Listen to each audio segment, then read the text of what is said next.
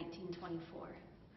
And what's said to have happened here, or occurred here? Yeah, so many people believe that this fourth floor is haunted, and they believe that a nun many years ago took her own life, and that the floors had to be painted red because of it, and that they can still feel her presence today. And what have you experienced? I've experienced noises and sounds and awkward feelings that I can't really contribute to anything that I can think of.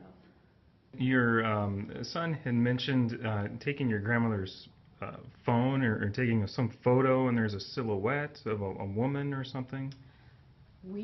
I don't have a copy of the photo. It is on TripAdvisor right now. One of our customers actually took a picture. They were taking a picture of the piano over here and caught two faces in the window. This was a night. I personally saw the picture on the phone because they brought it to my office the next day.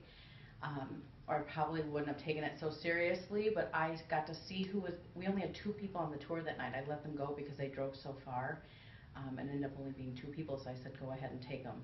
They were so excited, so I couldn't break their hearts. So we know there was only 2 people on the tour. They both had very, very short hair, and in the picture you see what appears to be a woman. I was guessing like Flappers era because of the wave in her hair. And then there looks like almost like a child or boy peeking around her that almost has like this pasty white face and black hair. That's all we can see. What's interesting is when I went to Cincinnati Mound and was doing more research because they have so much stuff on the Ryans, I found a picture of what would have been James' brother, so William Ryan's wife. Their portraits are hanging at the mound, and it looks identical to Anne. The same wave in the hair, and I was thinking 20s flapper, but I guess it is Victorian. They used to use those, like almost crimp their hair back then, so that was pretty cool. Well, what can you tell me a little bit about the history behind this house? Well, over the past probably 200 years, there's been a whole series of different mysterious deaths, murders, one of the children killing one of their own father, spending their life in prison in Joliet after that, after being convicted of killing his father. You speak so much to the history of the house. Yeah. If you could talk then just about your experiences being Okay. at the house and what you experienced, what you felt. Okay.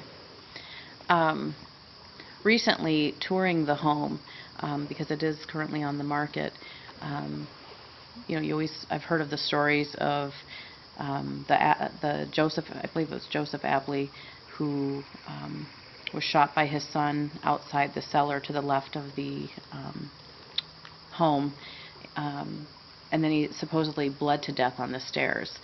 The steps are painted red when you go in there, so it was a little confusing. If it's not true, then why would they paint the stairs red? So with talking with the owners and doing my own research, there's a lot of different puzzling things that's happened over the last couple hundred years there.